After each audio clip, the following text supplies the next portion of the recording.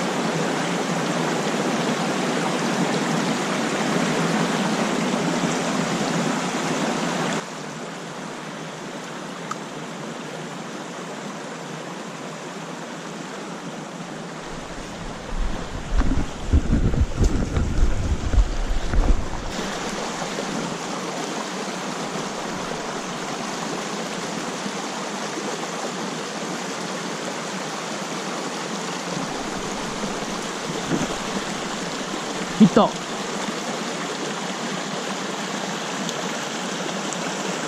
ヤマメです。やりました。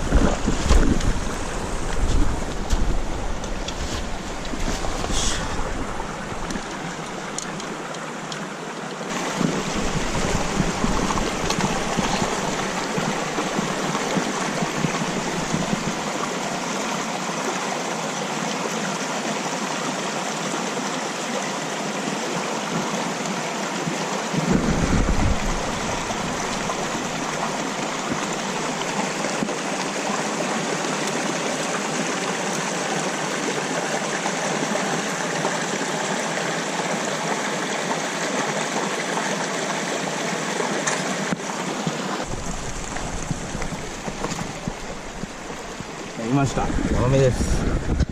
綺麗ですね。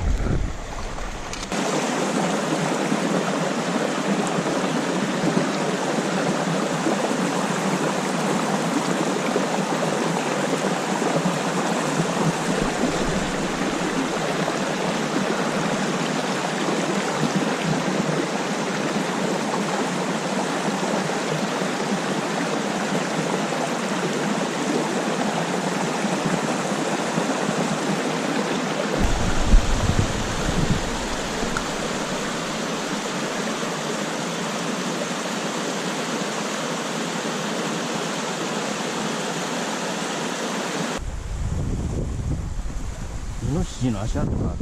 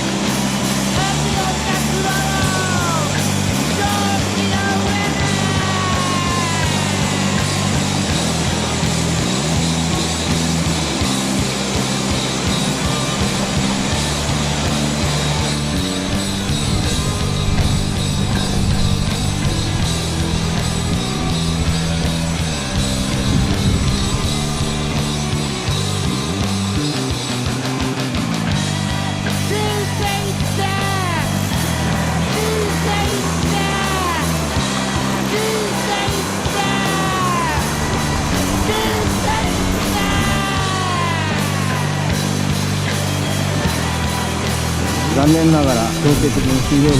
リールが壊れました。見てください。これダイワさんの別火美人エアーなんですけ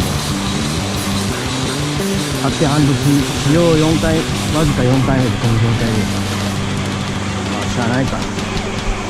今日はこれで帰るとします。ご視聴ありがとうございました。